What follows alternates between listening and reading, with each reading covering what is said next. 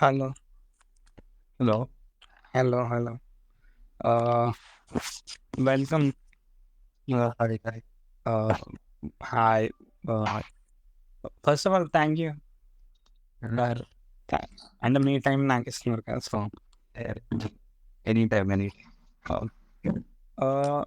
Can I know full profit means మీరు speciality ఏంటిది అని I'm doing my MD psychiatry in my final year. I did my MBBS and now I'm doing my psychiatry residency.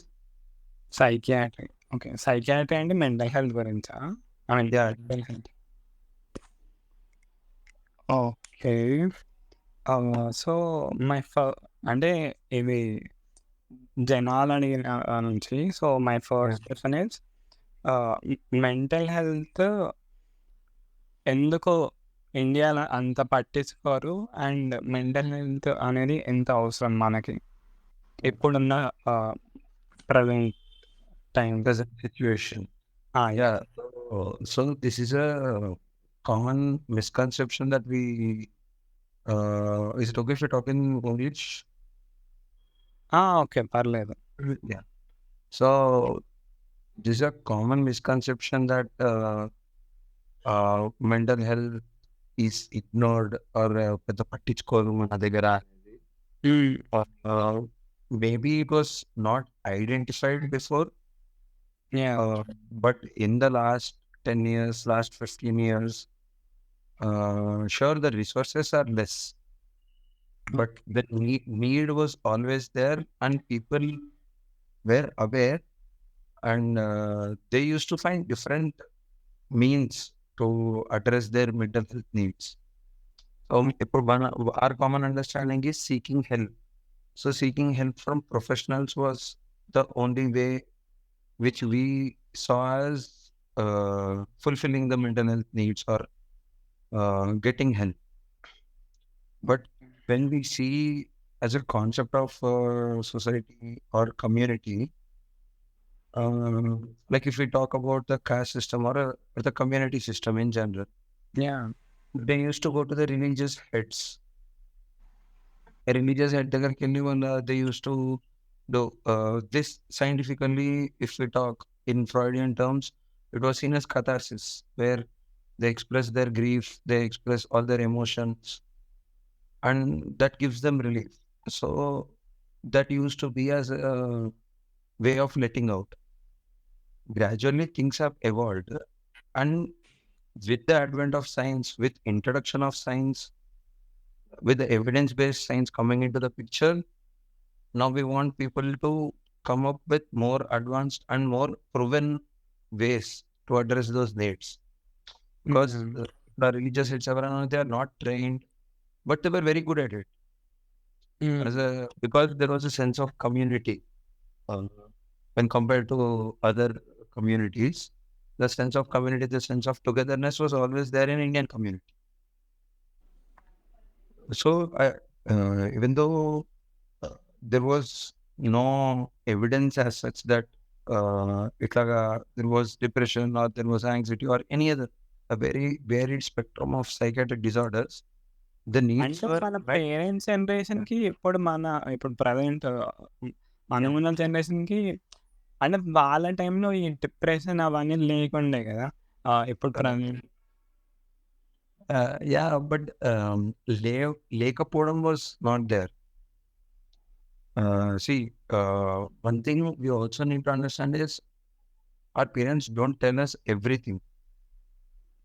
Yeah! They tell us things which helps in our growth.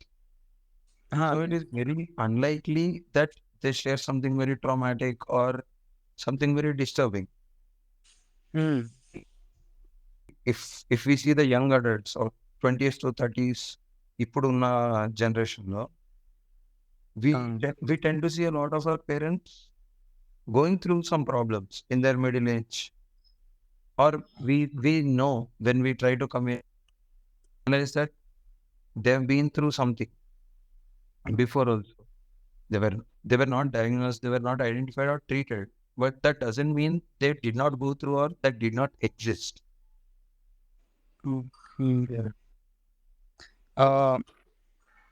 ఇప్పుడు for suppose నార్మల్‌గా full tired అయిపోయి stress ఉన్నప్పుడు ఆహ్, అంటే నా age వాళ్ళు so ఏమంటారు they consume to adult content కదా! అది కరెక్ట్ మీన్స్ అది కరెక్టా? లేకపోతే రాంగా? See, like, your age in the sense, how old are you? I'm 22. You're 22. So if we look at the whole scenario out there, Okay. people have gotten used to very short duration content.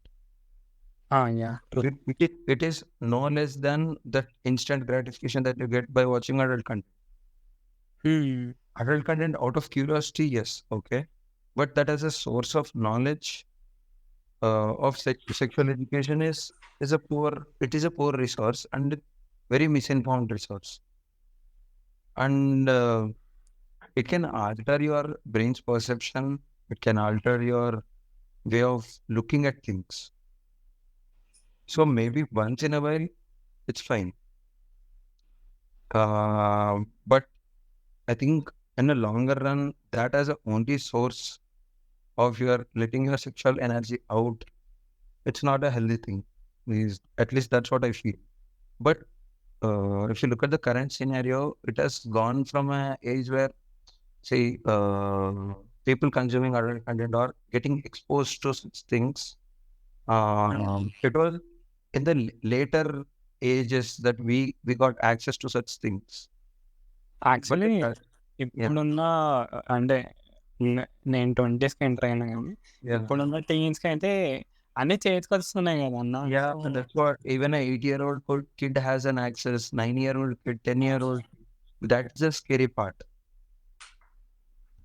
And technology has become so much, it has been involved in our life so much as that people are not finding, or parents are finding it difficult. And they're always in the dilemma whether to give them the access of a device or to restrict them entirely. So it is also important to understand that you cannot keep it as a black and white thing. Rather than that, having a gray area, having the parental controls, it's a tedious process, but that's part of the parenting.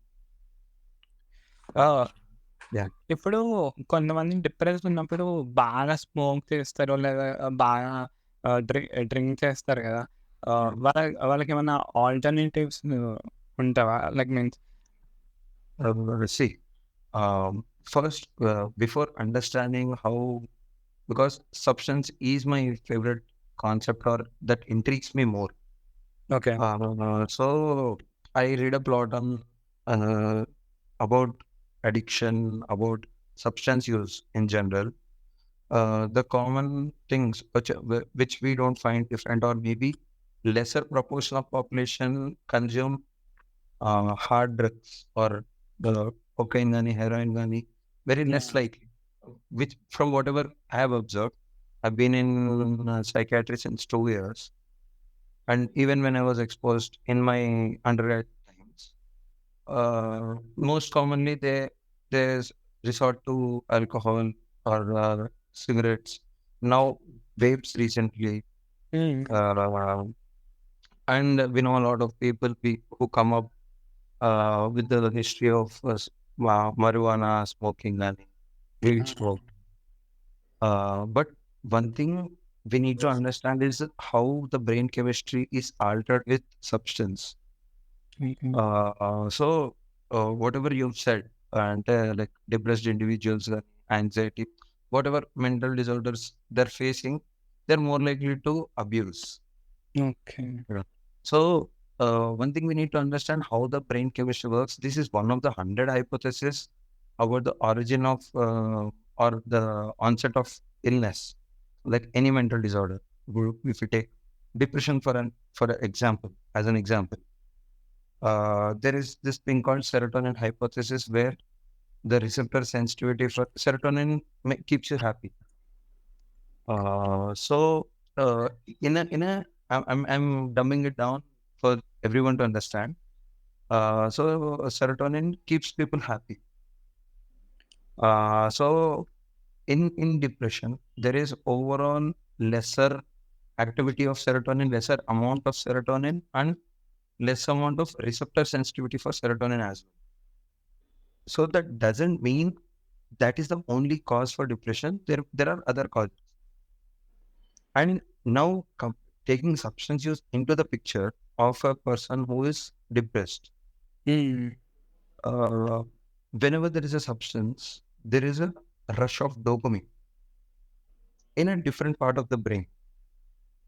And our brain is so complex that each and everything is interlinked and intertwined, and each has an effect on other neurotransmitters, other parts of the brain.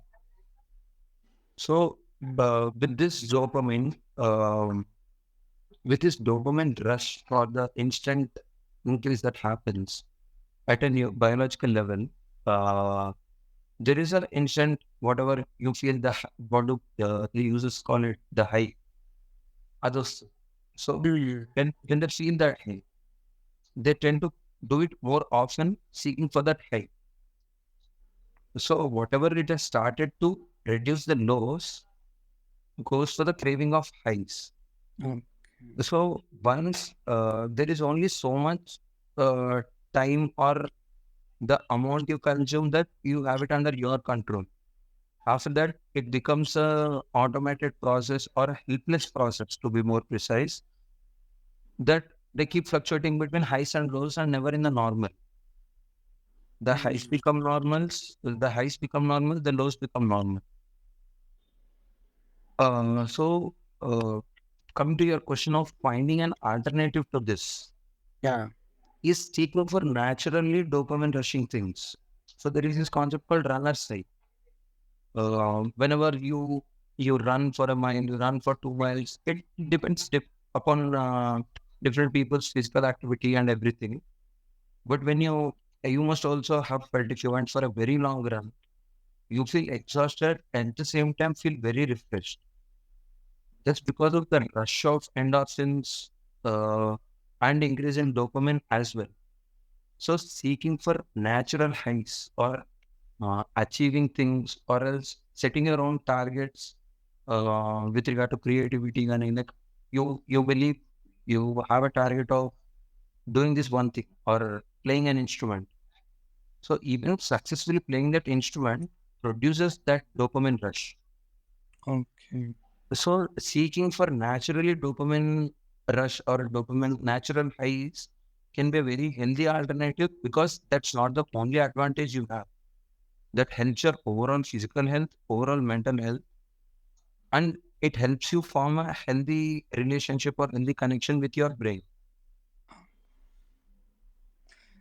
ఇప్పుడు schools and కాలేజెస్లో mental health గురించి మన కంట్రీలో అంత discuss చేసుకోం కదా. Only నాకు తెలిసి పెద్ద పెద్ద ఇంటర్నేషనల్ స్కూల్స్లలో లైక్ అట్లుంటాయి కానీ చాలా వరకు ఉండవు. సో ఫ్యూచర్లో మెంటల్ హెల్త్ అనే సబ్జెక్ట్ ఉండాలా ఉండకూడదా? You mean to ask whether mental health needs to be included as a subject as a part of curriculum in schools and colleges?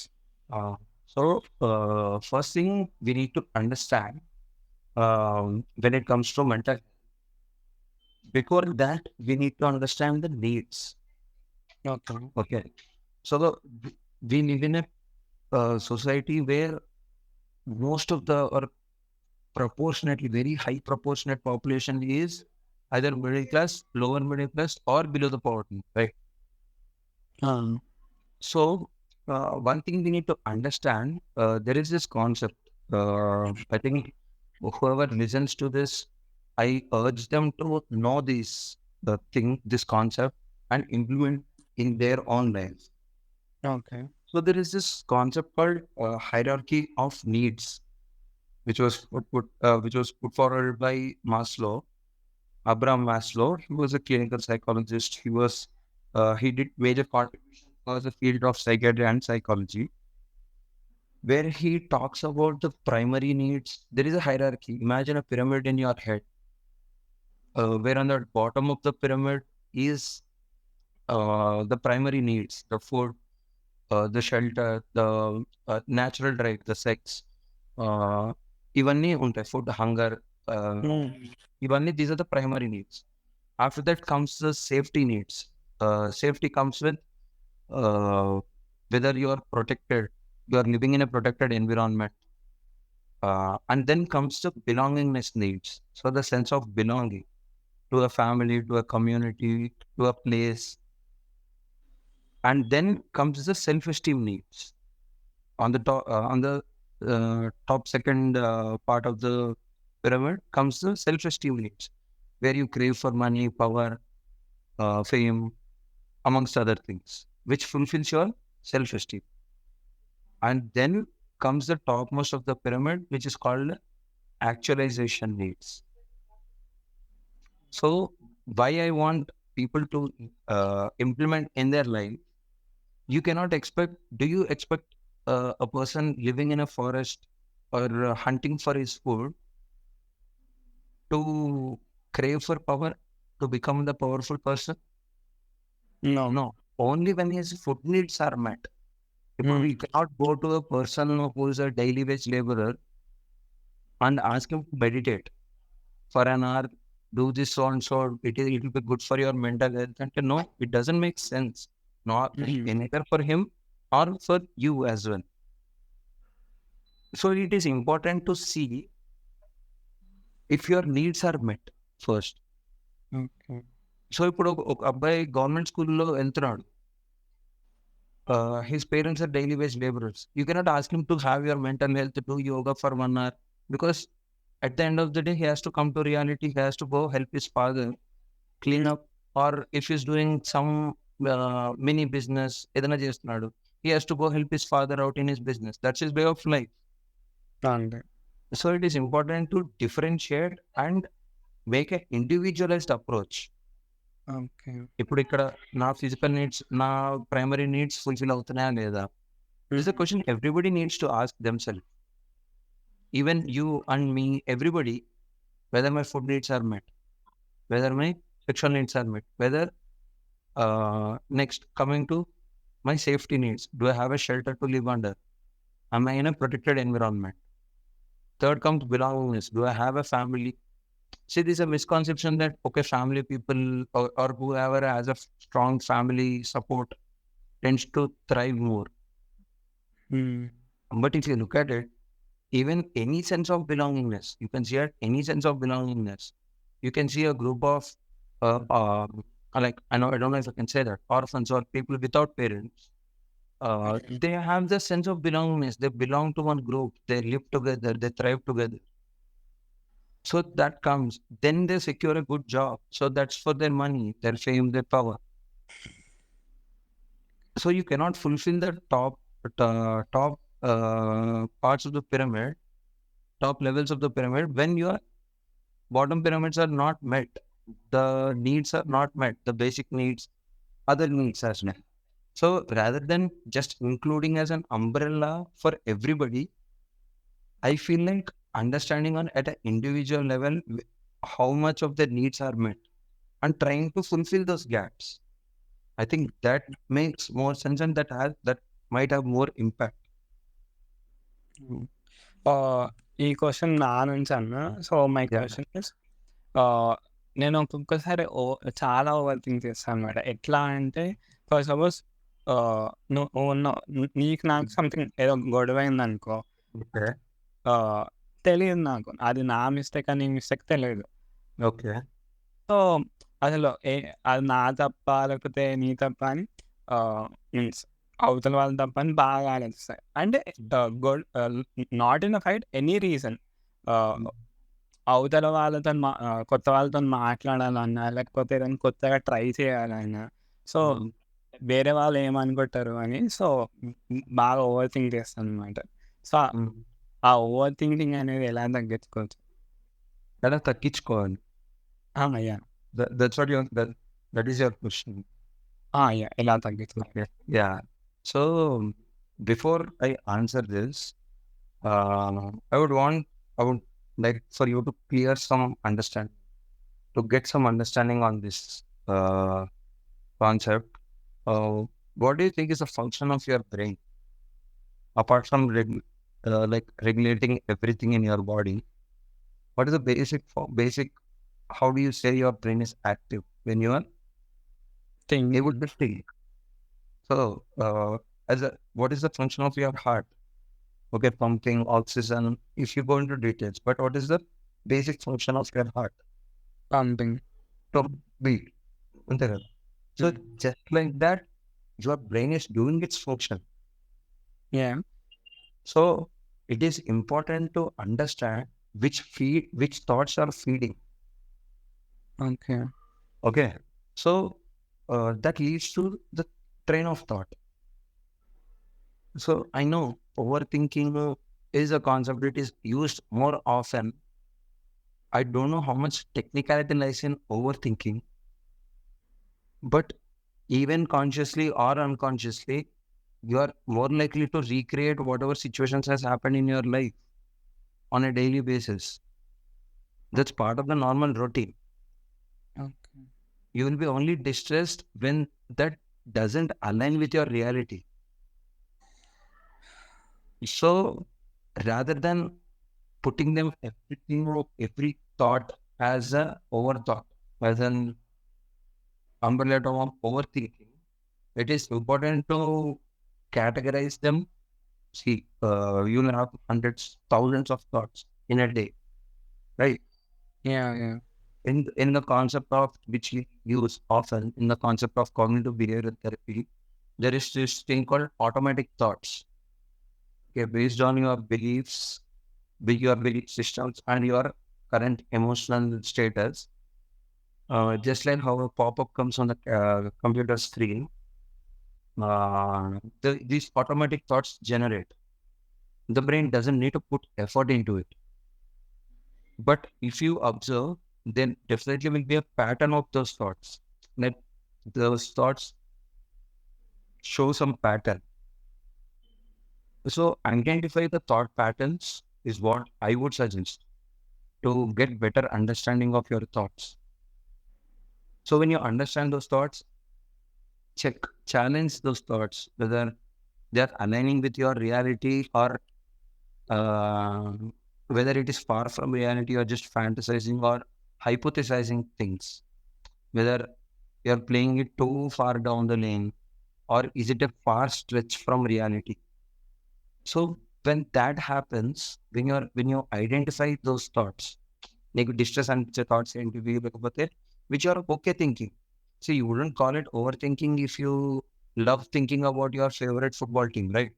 Yeah, yeah.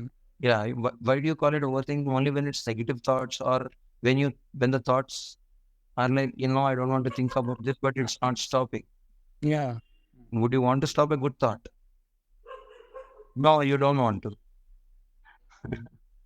So it is important for the negative thought to understand those thoughts, where they're coming from. So for that, I think you should know more about yourself. Be self-aware. Become self-aware. Define things which you like. Define things which you don't like. And keep that as a dynamic process. Don't stick on to the rules because life cannot be played by the rules all the time. So understand which thoughts are bothering you. Try to understand the patterns, where they're coming from. Is it coming from my fears? Is it rational or irrational? Whether they make sense.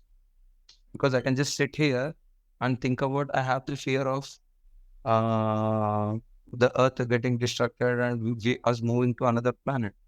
But how far is it? How far stretch from the reality is it? And then cancel my dinner plans because of this thought, because this is disturbing.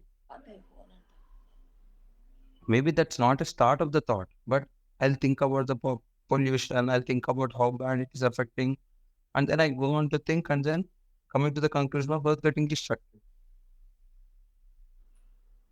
And I'll cancel the dinner plans because I don't want to use my car. అంటే earth destroy అవుతుందని over think చేసి మీరు dinner తినడం కూడా See how far is that from reality? This is just an example. You can use this from whatever you have been facing through. thoughts that you have been facing. Okay. So I wanted to use that because see, there is wide way, there is a huge gap between what is in your head, like what is going on in your head, to what is right now in front of you, or whether you said trying new things is a very it's very scary for you. అంటే అవును అని ఏమనుకుంటారు? Yeah. Like feeling bad. See what happens. There could be two, three, or multiple reasons.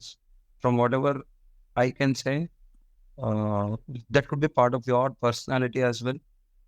You are more likely to sit inside, have your own experiences, than to be able to share with others. So it's part of the personality. It could be the part of personality, if I can say, or else stop putting yourself in others' shoes. Becoming self-aware Can you is your simplify it? aim. As a bit, Can you simplify it? see, you get this fear that they might feel bad if I do something or say nothing. Did you ever ask yourself how would you feel if I say something or if I don't say something? Okay. So you become self-aware, understand